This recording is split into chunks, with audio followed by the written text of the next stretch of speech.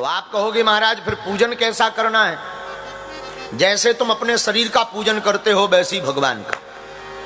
तुम बढ़िया नहाते हो वाटर में, भगवान को भी स्नान करवाओ। तुम बढ़िया अपने शरीर में तेल ठोंकते हो, भगवान को भी बढ़िया वाला तेल लगाओ। तुम बढ़िया रोज नए कपड़े प्रेस किए हुए एकदम शुद्ध वस्त्र, बढ़िया वस्त्र पहनते हो, स्वच्छ वस्त्र, भगवान को भी प्रतिदिन वस्त्र पहनाओ अलग अलग। आप अपने मस्तक पर तिलक लगाते हो, ठाकुर जी को भी लगाओ। आप इत्र फुलेल लगाते हो ना, क्या बोलते हैं वो, स्प्रे, हाँ, भगवान को भी ठोको। हाँ, आपके गले में माला डाल दी जाए तो कितनी शोभा बढ़ जाती है। लोगों किसी के भी गले में माला डाल दो, शोभा बढ़ जाती है। भगवान के गले में माला डालो, भगवान की शोभा बढ़ जाएगी। भगवान तो वैसे ही सुशोभनीय है, पर आपकी दृष्टि में शोभा बढ़ जाएगी, आपका भाव और दृढ़ होने लगेगा। फिर क्या करो, तुम रोज बढ़िया अलग अलग भोजन करते हो ना। कई लोगों की आदत होती है भगवान के लिए इकट्ठा जो है चिरौंजी दाना रख लेते हैं, मीठा दाना 2 किलो का डब्बा, और रोज उन्होंने जल्दी जल्दी ओम नमः शिवाय घंटियां बजाई, टन टन टन टन, और ये कटोरी रखी रहती है, उसी में 4 मीठा दाना रखा, ले भगवान खाओ।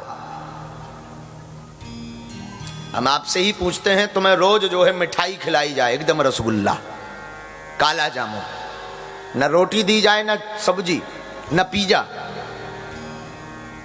तो 2-4 दिन बाद तुम क्या करोगे? कहोगे आत्महत्या भले ही कर दो पर ये मिठाई बंद करो, काला जामुन बंद करो। हाँ जी या ना जी? बोलो। अच्छा, तो भगवान पागल हैं क्या? भगवान को तुम रोज ठोक रहे हो 4 दाना, और हद हो गई, हमने तो बड़ी आंखों से देखा। वो मीठा दाना, उसको क्या बोलते हैं आप लोग अपनी भाषा में? इलायची दाना, साकल दाना, अब जो भी हो अपने हिसाब से समझ लो। 4 दाना आपने प्लेट में रखे नहीं कि भगवान लो खाओ, और 1.5 मिनट नहीं होता है तुरंत, क्या मीठा है, जय हो भगवान। मोबाइल लाओ हो जरा, ओ कहे हो ऑफिस का टाइम हो ही गया, कपड़े नहीं निकाल के रखे। जब तक भगवान तैयार भय खाने को, तब तक जजमान खुद खा गया। और जब भगवान आए कि चलो जरा मीठा दाना ही खा लिया जाए, तब तक पता लगा कि प्लेट साफ।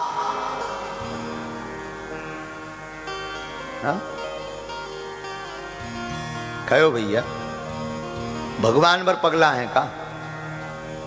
इसकी एक विधान है। आप जो भोजन बनाते हो घर पर, माताएं अथवा पुरुष घर पर पवित्र भाव से भोजन बनाकर, स्नान आदि से निवृत्त होकर रसोई घर में भोजन बनाकर, पहली थाली जो आपको भोजन करनी है, शुद्ध भोजन, कुछ उटपटांग नहीं है, शुद्ध भोजन की थाली ठाकुर जी को पहले लगाओ। उस थाली से पहले ठाकुर जी को भोजन करवाओ, अपने घर की भगवती इष्ट देवी को भोजन करवाओ, उसी प्रसाद को पूरे परिवार जनों को बांटो। सबकी बुद्धि भी शुद्ध रहेगी, भगवान भी प्रसन्न रहेंगे।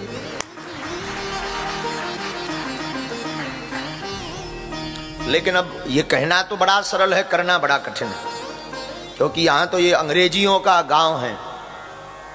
यहाँ तो उसमें ही काम चल जाता है, पिज्जा में, और वो और कुछ होता है, वो क्या होता है, पास्ता, ढोकला, फाफड़ा, फेफड़ा, इसी में काम चल जाता है।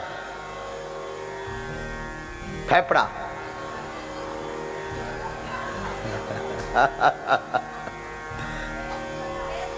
अगर फेफड़ा जिंदा होगा ना कहीं, वो फाफड़ा अगर जिंदा होगा कहीं, तो वो हमको ढूंढेगा। तो मेरे साधु, आप जो भी बनाओ, जरूरी नहीं, ये समझाने की बात है, आप जो भी बनाओ, ठाकुर को पहले भोग लगाओ, फिर पाओ। उससे क्या होगा? भगवान के प्रसाद पाने से बुद्धि शुद्ध होगी। महाराज, भगवान तो खाते नहीं है, जीव का त्यों रहता। भगवान भाव में पाते, घ्राण से, भाव पूर्वक भगवान निवेदित पाते हैं। उससे आपकी बुद्धि भी शुद्ध रहेगी, और घर का व्यवहार भी शुद्ध रहेगा। बहुत सी माताएं कहती महाराज हमारे घर में बड़ा कलेश मचा है। कलेश होने का मूल कारण है भोजन। भोजन की शुद्धि नहीं होगी। आहार की शुद्धि व्यवहार को परिवर्तित करती है। आप जैसा आहार करोगे आपका व्यवहार वैसा होगा। आहार शुद्धि रखो तो आप भोजन बढ़िया पवित्र पाओ। और जो भगवान को स्नान करके जल बचे उसका नाम है चरणामृत। क्या नाम है? चरणामृत। भगवान के चरणों के स्नान का जल चरणामृत। भगवान चरण श्री हरि चरणामृत होता है, गुरु चरणामृत भी होता है। गुरु के चरणों का जो जल हो वो गुरु चरणामृत। तो वृषणो पादोदकम पीत्वा, भगवान श्री हरि के चरणामृत को पान करने वाला पुनर्जन्म से बचता है। चरणामृत पाप से भी बचाता, ताप से भी बचाता और संताप से भी बचाता। त्रिताप निवारक है चरणामृत। चरणामृत पाने वाला व्यक्ति कल्याण कर लेता है। बड़े बड़े रुद्राभिषेक आप करो, पंचाभिषेक करो, दुग्धाभिषेक करो, जलाभिषेक करो, रसाभिषेक कर लो, परंतु जब तक आप चरणामृत पान नहीं करोगे, जो फल आपको बड़े बड़े रुद्राभिषेक, पंचामृताभिषेक, दुग्धाभिषेक से नहीं मिलेगा, वो आपको फल केवल और केवल भगवान के चरणामृत पान करने से प्राप्त हो जाएगा। इसलिए विष्णु पादोदकम पीत्वा, आप भगवान श्री हरि के चरणामृत का पान करो। देखो, एक है जलपान। जलपान जानते हो? जल को पीना जलपान। दुग्धपान, दधिपान, घृतपान, मिश्रित रसपान। लेकिन इस सब के ऊपर अगर कोई हमसे पूछे तो इन सबसे ऊपर है चरणामृत का पान।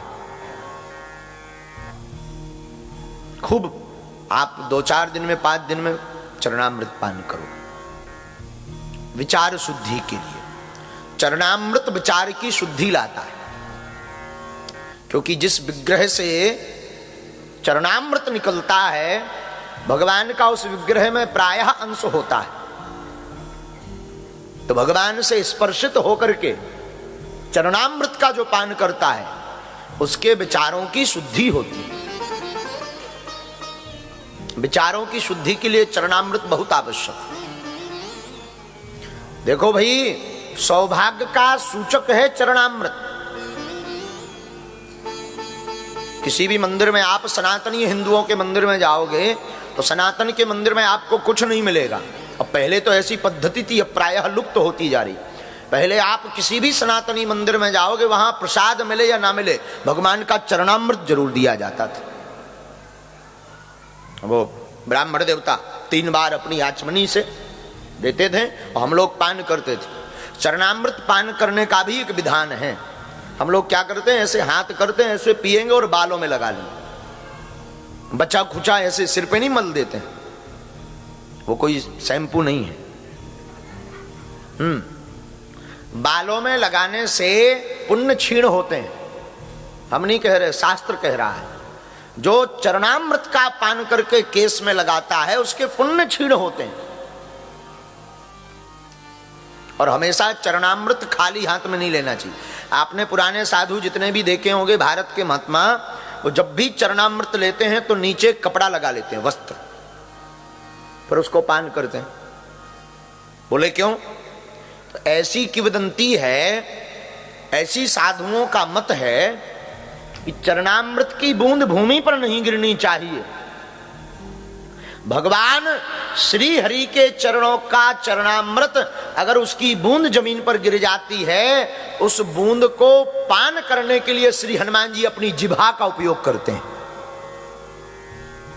हनुमान जी महाराज अपनी जिह्वा, जीभ का उपयोग करते हैं, अपनी जिह्वा से उस बूंद को उठाते हैं। इसलिए बहुत गंभीरता पूर्वक आज की कथा श्रवण कीजिए। चरणामृत का पान, हाथ में नीचे पहले वस्त्र लगाइए, फिर ऐसे हाथ रखिए, उसके ऊपर फिर ब्राह्मण मंत्र बोल करके अकाल मृत्यु हरणम सर्व व्याधि विनाशनम विष्णु पादोदकम पीत्वा पुनर्जन्म न विद्यते ओम विष्णवे नमः। और फिर आप पान करें तो जो बचे वो नेत्रों में लगा लें, यहां हृदय में स्पर्श करा लें। पर यह ज्ञात रहे, यह ध्यान रहे कि उसकी बूंद भूमि पर ना गिरे।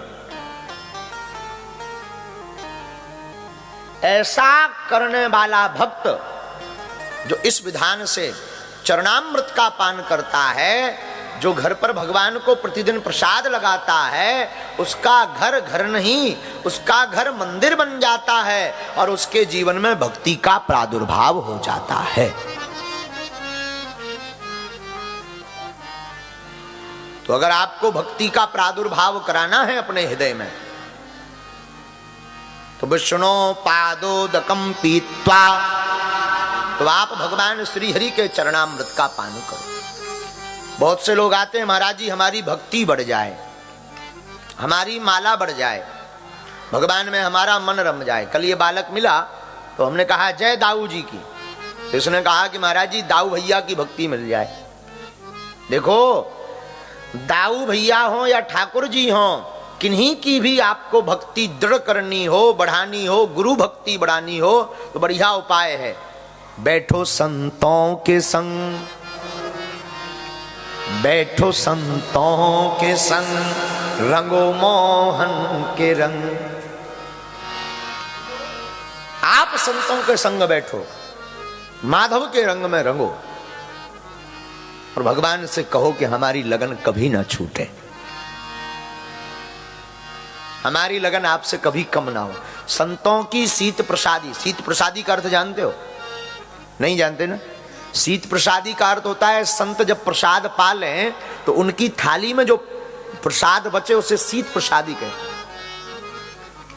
और उसको जो पान करता है, जो पाता है, जो गुरु की शीत प्रसादी पाता है, जो माता पिता की शीत प्रसादी पाता है, उस बालक का, उस शिष्य का और उस भक्त का कल्याण हो जाता है।